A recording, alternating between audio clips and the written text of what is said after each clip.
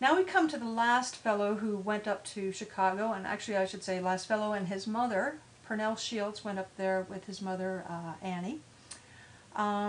They came from Birmingham, Alabama, and they made the trek sometime in the 1920s. Now, if you go back deeper in the roots, it actually extends back to Virginia, South Carolina, Georgia, and Alabama.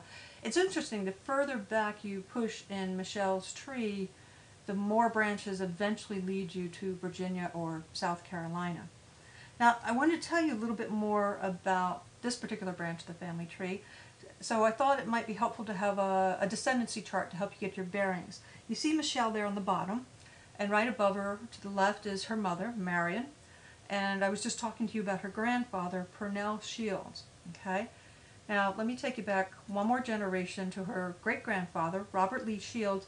He was actually a bit of a mystery man. I wasn't able to find a whole lot out about him, but it turned out that he had an interesting brother by the name of Willie Arthur Shields, and among other things, Willie Arthur obtained a number of patents. He worked in the dry cleaning business, so most of his patents had to do with equipment for bagging and that kind of thing. But a little bit of a curiosity, around about 1950, he applied for a patent for a marble shooter. I'm not quite sure why. It makes me think of pinball machines, but just kind of interesting. She had a tinkerer, an inventor in the family. Now, if we come back another generation to Robert and Willie's father, his name was Dolphus Theodore Shields, although he usually went by DT. Dolphus was a little bit difficult to follow, one of the reasons being that he married 4 different times, but it was actually one of those marriages that led me to the discovery of this particular website. I decided to research the pastor who had performed the wedding, and it took me to this website, the Trinity Baptist Church in Birmingham, Alabama. And as you can see there, I've got it highlighted. He was actually one of the founding members of this church, the old version of it. It's not where it still stands today, but although the church itself is in existence, way back in 1902. Another interesting thing I found on him was his obituary. And he was important enough that it wound up on the front page of the newspaper. You see it there, the Shields Rites set for Sunday. Now, I know that's hard to read, so we'll take a closer look here. If we look at this, we see that he had a good long life. He lived to the age of 91. What's kind of more remarkable, though, is he was actually born in 1859, which of course means he was born into slavery. And I think it's probably really astonishing what he saw in his lifetime, because let me just come back to the front page there. You see his obituary toward the bottom there. Look at the headline for the day after he passed away. U.S. court bans segregation in diners and higher education. Imagine that you were born into slavery and you lived until this point in time. So I think he had a rather remarkable life. Turns out, by the way, he was also a superintendent with the church for about 71 years. So let's come back one more generation. This is Melvina, who was Dolphus's mother. Okay. Now she was, I consider her to be the progenitress of the Shields line, and yes, there is such a word. We might want to call her the matriarch. Her name was Melvina. This is the first record I picked her up in. This is the 1870 census. She was enslaved, so this is the first time she appears in a census record. It's the first post-emancipation one. And it's sort of interesting. So we see there that her name is, it happens to say Melvina here. You get a lot of misspellings. The B there indicates that she was black. And over on the right there, you see that it says that she was born in South Carolina. And that just catches my attention a little bit because this actually, she was living in Georgia at the time. Now, if we take a look at the folks she's living with, actually right smack next door to, right above her, there's a Charles Shields. And if you see next to Melvina's name, there's just a dash. That's just a version of a ditto. So it's saying that her name is Melvina Shields. Now what's interesting is all the rest of her life, every other document I found on her, she was named Melvina Magruder. But this is the one time she shows up as a Shields. So if we look up at Charles Shields, and we look over a little bit, we see a W. That means that he was white. So that's kind of interesting. We go over to his birthplace, and it's South Carolina. And so we notice that only Charles and Melvina are born in South Carolina, even though everybody else around them is born in Georgia. Now, one more thing I want to sort of highlight here. If we look at Melvina's children, They're all listed, well, 3 of the 4, we see the M there. What that stands for is mulatto, which is a word of unpleasant origin, comes from the Spanish for mule, but it was a word that was used to describe people of mixed black and white heritage. Sometimes it literally meant half and half, but it could be variations. At any rate, it indicates that 3 of her 4 children are mulatto. And we kind of just do the math on the situation. She's living next door to Charles. They're both born in South Carolina around about the same time. One other thing I want to point out about the last 2 children here, it says she has 1 black child. But check this out. If you look closely to the names there, Alice and Tally, right next to both their names, what it's saying is twins. So obviously, in fact, all 4 of her children were actually quote-unquote mulatto, just like I guess a census taker did observations, and this was just his conclusion of the family.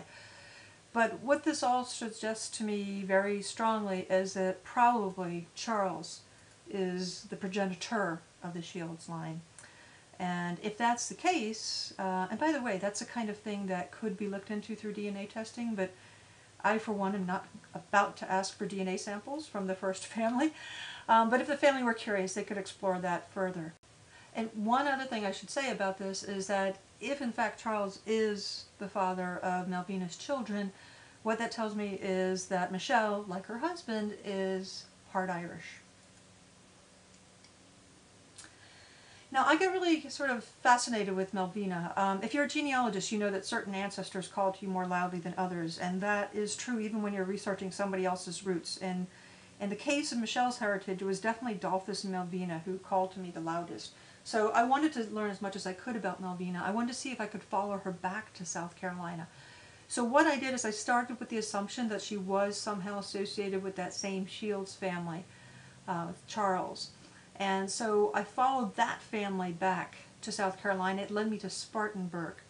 And then what I did is I researched the property records for all the Shields family as well as related families. And the reason you have to do this, sad to say, is that slaves were treated as property, and so that's where you have to look for any record pre-emancipation. And sure enough, I found a Melvina of the correct age. This was the first record I found. This was for a gentleman by the name of David Patterson from Spartanburg, South Carolina. And he wrote a will, I believe it was actually in 1846, but then in 1850 he wrote a codicil to this. And if you look at the highlighted bits, it says a girl about 6 years old named Melvina, and then you see Melvina's name further down. What's happening here is this is an amendment to his will where he's basically leaving his wife the services of Melvina to take care of her once he passes away. And if you read it all, it's kind of hard to swallow because it does say that once his wife passes away, that Melvina and her quote-unquote issue and increase, if any, be sold on a suitable credit by my executor. In other words, once his wife passes away, Melvina and her children are to be sold. Now, this is another document I found. What happened is David passed away just 2 years later in 1852, and his property, quote-unquote, was distributed. And we see here Melvina was valued at $475. And I've worked with tons of these records, but it's still jarring to just see dollar signs associated with human beings. But Melvina was valued at $475, and she was given to a woman by the name of Christiana Shields. Well, I researched Christiana, and it turned out that she was, not a huge surprise, she was a daughter of David Patterson. And it turns out that she had moved south to Georgia, to Henry County, Georgia, and she had a son by the name of Charles Shields, and that is the fellow that I believe was probably the father of Melvina's children. And so, what this does is it allows us to follow the migration of the Shields family back even further. It appears really that they started in Spartanburg, South Carolina. It looks like when she was maybe 8 years old. Her original owner, quote-unquote, passed away. His wife had predeceased him, which is why she didn't stay in South Carolina. She was sent south to Georgia to one of David's daughters. When she was about 8, would have been the first time she encountered Charles, who was about 5 years older than her. And that's where she lived until emancipation. That's point B there. And then what happened is after emancipation, a little while afterwards, all of a sudden you find her moving north a bit to Bartow County, a little bit north of Atlanta. And I believe that's because actually some of her fellow slaves from Spartanburg moved south to that location after emancipation. I think it was kind of a bit of a reunion. And then the next generation, some of them moved on to Birmingham.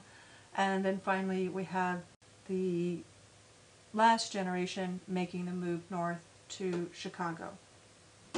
And I guess I shouldn't say that's really the end of the migration, because there was in fact one more step.